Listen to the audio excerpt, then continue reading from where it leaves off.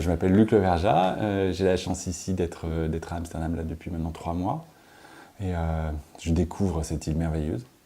Et puis je vis des aventures complètement extraordinaires depuis le début.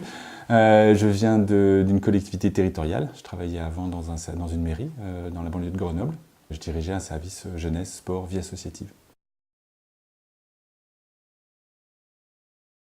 Moi j'ai un rêve d'enfant, de trucs polaires, d'aller au pôle Nord, d'aller au pôle Sud. Voilà, le petit gamin que j'étais à 6-7 ans rêvait de ça. Un rêve d'enfant. Après, une deuxième chose, le challenge professionnel. Moi c'est vraiment ça qui m'a attiré. Comment est-ce qu'on fait fonctionner une base? Et puis celui que peut-être que je n'avais pas mis en premier, c'est la nature. Ici la nature est extraordinaire. Le rôle du chef de district, un rôle de souveraineté.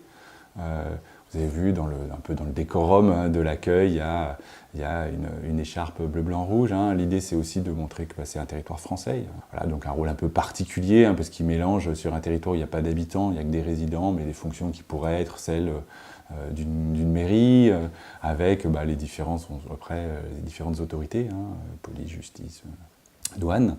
Donc voilà, ces fonctions-là qui sont un peu connues, mais j'ai envie de dire au-delà de ça, qui en fait est peu important en termes de volume horaire, même si c'est important en symbole.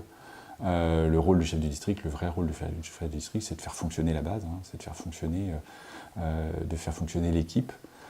Donc c'est d'abord un manager qui manage une équipe complexe plus que compliquée.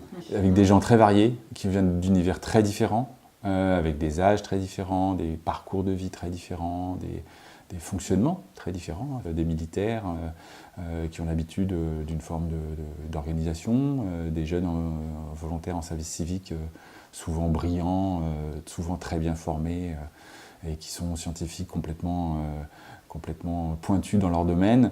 Voilà, des gens qui sont là aussi pour assurer la gestion de l'infrastructure, qui sont souvent des ouvriers réunionnais, qui viennent souvent. Voilà.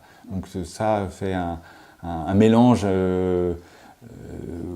assez original et c'est passionnant à organiser.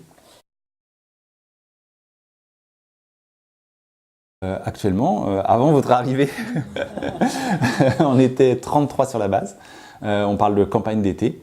Quand les passations seront terminées et que les programmes de campagne seront finis, on sera 24 sur la base pour terminer du coup l'hivernage, vraiment proprement dit, qui nous emmènera nous jusqu'en septembre, puisque le Marion Dufresne devrait revenir à Amsterdam le 2 septembre pour nous.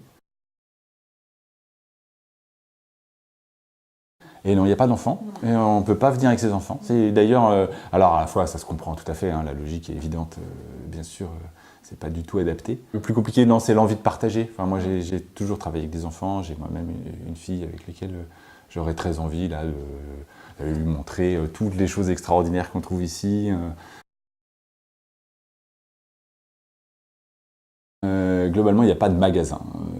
Mais il y a quand même une petite coop où on peut acheter 2-3 trucs qui nous manqueraient. On a la chance d'être au restaurant 3 fois par jour, avec un cuisinier qui en plus nous cuisine plein de petits plats super bons. Et la nourriture, elle vient avec le bateau, justement, cette fameuse OP, cette opération portuaire qui vous a amené ici. Et elle amène beaucoup de nourriture. Là, en l'occurrence, 8 tonnes de nourriture nous arrivent pour tenir 9 mois.